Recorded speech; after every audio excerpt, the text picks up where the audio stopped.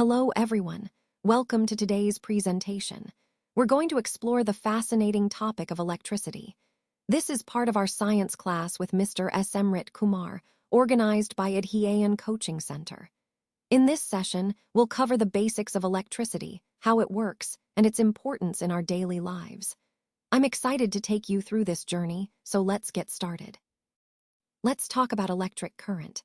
Basically, electric current is the flow of electrons through a conductor. Now, the device that causes these electrons to move is called a cell. When electrons move, they flow from the negative terminal to the positive terminal of the cell. Interestingly, but in a different way, electric current is said to flow from the positive to the negative terminal. This is what's called the conventional current, and it's the direction we usually refer to when talking about current flow. Now, how do we measure electric current? It's the rate at which charges move through a conductor, or simply, how much charge passes through a point in the circuit per unit time. We denote current with the letter I, and it's measured in amperes, or amps for short. The formula for current is I equals Q divided by T, where Q is the total charge in coulombs, and T is the time in seconds. Speaking of coulombs, that's the SI unit of electric charge. 1 coulomb is actually the amount of charge contained in roughly 6 times 10 to the 18 electrons. And the SI unit of current, the ampere, is defined as 1 coulomb of charge passing through a conductor in 1 second. So, if 1 coulomb of charge flows through a wire in 1 second, we say the current is 1 ampere. To measure this current, we use an instrument called an ammeter. And remember, the ammeter is always connected in series within the circuit to get an accurate reading. So, understanding these basics helps us grasp how electric circuits work and how current flows within them. This slide doesn't contain enough information. That's why we're moving to the next slide. Let's talk about electric potential and potential difference. Electric current will only flow through a conductor if there is a difference in electric potential between its two ends. This difference is what we call the potential difference. Think of it as the push that drives electrons through a circuit. In a circuit, this potential difference is usually provided by a cell or a battery. The chemical reactions inside the cell create a potential difference between the two terminals, which then sets the electrons in motion, producing electric current. Now, when we talk about potential difference between 2 points, say A and B, it's essentially the work done to move a unit charge from A to B. So, the potential difference is equal to the work done divided by the charge moved. Mathematically, we write it as work done W over charge Q, or V equals W divided by Q. The SI unit for potential difference is the volt, abbreviated as V. 1 volt is when 1 joule of work is done to move a charge of 1 coulomb from one point to another. To put it simply, 1 volt equals 1 joule per coulomb. We measure potential difference using a device called a voltmeter.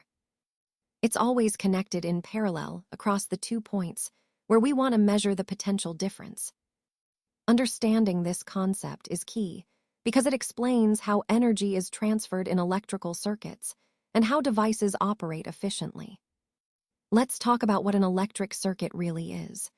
Essentially, an electric circuit is a continuous and closed path through which electric current can flow. Think of it as a complete loop, so the electricity has a way to travel from the power source back to itself without any interruptions. Now, on this slide, I've included a schematic diagram to help you visualize this. You see a cell, which is our source of electrical energy, connected to a bulb, which acts as a resistor and converts electrical energy into light and heat. We also have an ammeter, which is used to measure the current flowing through the circuit, and a plug key, which acts as a switch to open or close the circuit. Notice how all these components are connected in a loop. When the plug key is closed, the circuit completes, allowing current to flow from the cell, through the bulb, through the ammeter, and back to the cell. If the switch is open, the path is broken and no current flows. This simple diagram encapsulates the core idea of an electric circuit, a closed loop that enables electric current to move smoothly and continuously, powering devices like the bulb. Understanding this concept is fundamental as we explore how electricity works and how we can control it in everyday applications. Let's take a closer look at some of the common symbols used in electric circuits. First up, we have the electric cell, which is the basic source of electrical energy in many circuits. It's often represented by a small rectangle with a longer line and a shorter line, indicating the positive and negative terminals. Next, we see a battery or a combination of cells. This symbol usually consists of multiple cells connected together, providing a higher voltage or longer-lasting power supply. Now, to control the flow of current, we use a plug key or switch. When it's open, the circuit is broken and current can't flow. Think of it as turning the switch off. When the switch is closed, the circuit is complete, allowing current to flow freely. Moving on, we have the electric bulb symbol, which represents a load in the circuit that produces light when current passes through it. Then there's the resistor with resistance R. This component limits the flow of current, and its resistance value is crucial in controlling circuit behavior. If we need to vary the resistance, we use a variable resistor or rheostat, which allows us to adjust the current flow dynamically. For measuring current, we use an ammeter, and for measuring voltage, a voltmeter. These instruments are essential for analyzing circuit performance. We also see a wire joint symbol, which indicates where wires are connected securely, and a wire crossing over without joining, meaning the wires just cross but are not connected, important for avoiding unintended connections. Finally, the symbols with plus and minus signs show the polarity of components like the cell and the battery, which is critical for correct circuit operation. All these symbols help us understand and design electric circuits clearly and accurately. This slide doesn't contain enough information. That's why we're moving to the next slide. This slide doesn't contain enough information. That's why we're moving to the next slide. Let's talk about Ohm's law. It describes the relationship between the potential difference across a conductor and the current flowing through it. Essentially, Ohm's law states that the current passing through a conductor is directly proportional to the voltage across it, as long as the temperature remains constant. This means that if you increase the voltage, the current increases proportionally, and vice versa. Mathematically, we can express this as I is proportional to V, or I alpha V. Alternatively, we can write V alpha I, which shows the same relationship, or V divided by I equals a constant, which we call R. This constant R is what we refer to as resistance, and it depends on the material and the temperature of the wire. Now, to verify Ohm's law, we typically set up a simple circuit with a resistor, a voltmeter, and an ammeter. By varying the potential difference and measuring the current, we observe that the current varies directly with the voltage, confirming the law. This relationship holds true for metallic conductors at a constant temperature, which is crucial for practical applications. So, in summary, Ohm's law helps us understand and predict how current and voltage are related in circuits, with resistance being the key constant that links them together. Let's set up the circuit as shown in the diagram.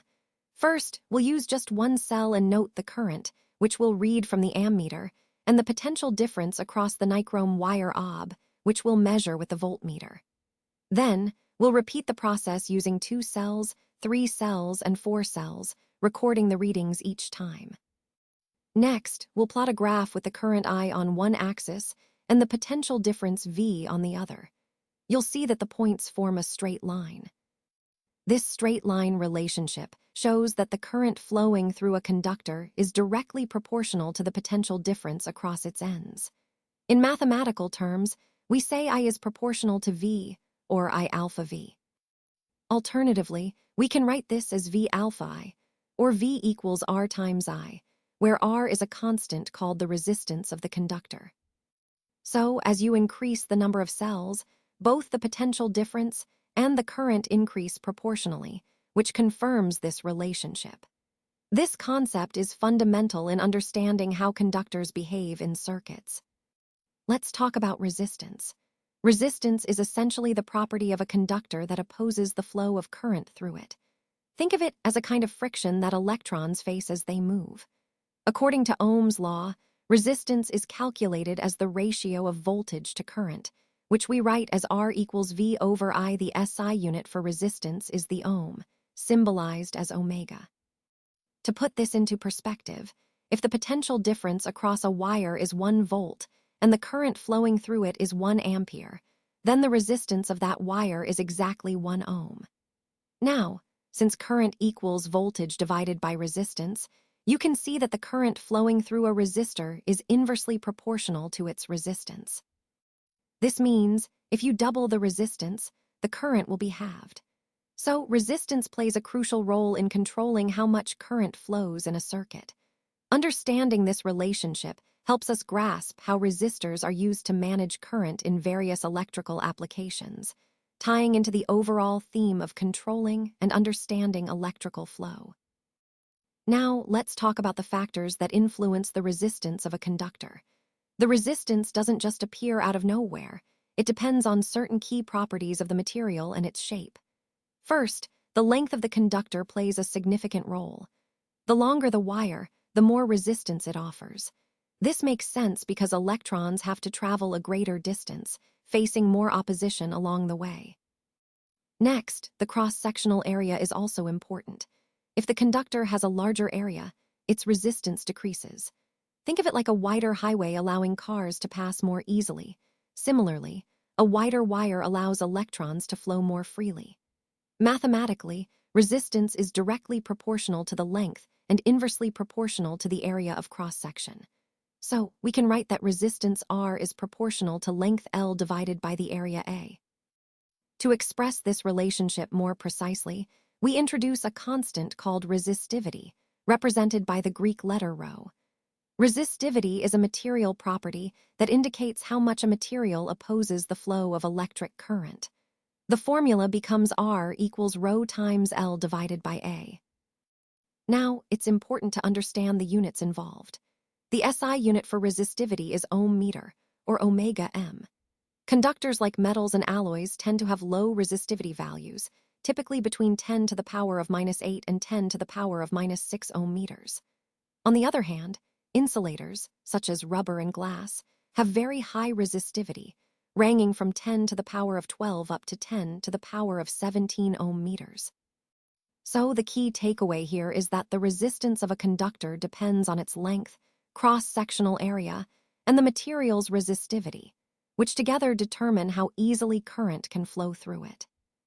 Now let's look at resistors connected in series. Imagine we have 3 resistors, R1, R2, and R3, all connected end-to-end across points A and B in this configuration. The current flowing through each resistor is the same, since there's only one path for the current to follow. A key point to remember is that the total voltage, or potential difference, across all these resistors is actually the sum of the individual voltages across each resistor. So, if V1 is the voltage across R1, V2 across R2, and V3 across R3, then the total voltage V across the series combination is V equals V1 plus V2 plus V3. This is a very important concept because it helps us understand how the voltage divides among resistors in series.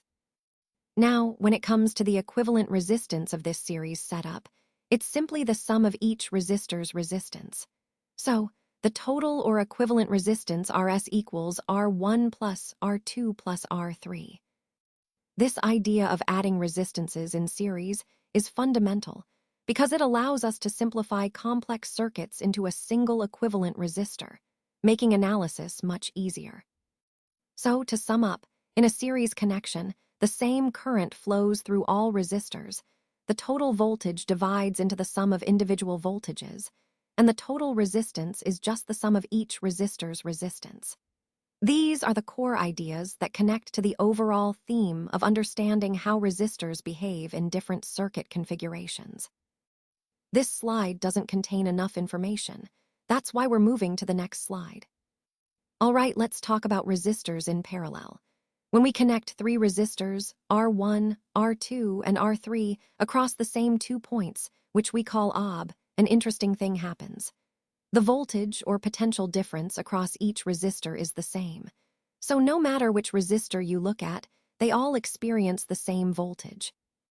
Now, because they all have the same voltage, the total current flowing through the circuit is actually the sum of the individual currents through each resistor. In other words, I equals I1 plus I2 plus I3. This is a key point because it tells us how the current divides among the resistors in parallel. Another important concept here is about the equivalent resistance, which is the single resistance that would replace all three resistors and produce the same total current for the same voltage. The reciprocal of this equivalent resistance is equal to the sum of the reciprocals of R1, R2, and R3. Mathematically, it looks like 1 over Rp equals 1 over R1 plus 1 over R2 plus 1 over R3. This reciprocal relationship is very useful because it simplifies the process of calculating the combined resistance.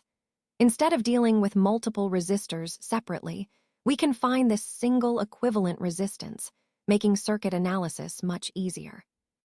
In summary, in parallel circuits, the voltage remains constant across all resistors, the total current is the sum of individual currents, and the reciprocal of the equivalent resistance is the sum of the reciprocals of each resistor. This concept ties into the broader theme of understanding how resistors behave in different configurations, helping us analyze and design more efficient circuits. This slide doesn't contain enough information. That's why we're moving to the next slide. Let's start by understanding electrical energy.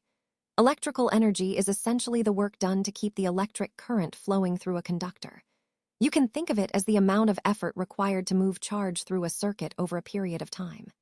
The basic formula for electrical energy involves current, charge, and time. Energy equals charge times voltage, or more specifically, energy W equals current I times time T times voltage V. Another way to look at it is W equals I squared times R times T, where R is resistance. This highlights how resistance impacts the energy consumption. Higher resistance means more energy is used for the same current and time. The standard unit for electrical energy is the joule, which quantifies this work done. Now, moving on to electric power. Power is all about how quickly this work is being done, so it's the rate at which electrical energy is used. The formula here is quite straightforward. Power equals work done divided by time. In terms of electrical parameters, power can also be expressed as I squared R or simply as current times voltage. The key point here is that power tells us how fast energy is being consumed or transferred in a circuit. The SI unit for power is the watt, where 1 watt equals 1 ampere of current flowing across a potential difference of 1 volt. To give some context, 1,000 watts equal 1 kilowatt, which is a common unit for larger power measurements. Furthermore, when we talk about energy consumption over time, we often use the kilowatt hour, which is the amount of energy used when a 1 kilowatt device runs for an hour. 1 kilowatt hour equals 3.6 million joules, providing a practical way to measure energy usage in households and industries. Connecting all these points, understanding electrical energy and power helps us grasp how electrical devices consume energy and how we measure that consumption efficiently. These concepts are fundamental to managing energy use and designing efficient electrical systems. Let's discuss the heating effect of electric current. When an electric current, which we denote as I, flows through a resistor with resistance R, energy is dissipated in the form of heat. Now, if T is the time during which a charge Q passes through the resistor, the work done to move that charge is given by W equals Q times V, where V is the potential difference across the resistor. From this, we see that power, which is the rate at which work is done, can be expressed as P equals W divided by T, or Q times V divided by T. But since current I is the charge flow per unit time, or I equals Q divided by T, we can rewrite power as P equals V times I. This means the heat energy supplied to the resistor over time T is simply the power multiplied by time, which gives us V times I times T according to Ohm's law. V equals IR. So we can substitute and understand that the voltage drop across the resistor is directly proportional to the current flowing through it times its resistance. Now, the heat produced in the resistor, often called H, can be expressed as I squared times R times T. This formula shows us clearly that the heat generated depends on the square of the current, the resistance, and the duration of current flow. So, in essence, the heating effect of electric current is fundamentally connected to these quantities: current, resistance, and time. And understanding these relationships helps us design electrical devices that either utilize or mitigate this heat.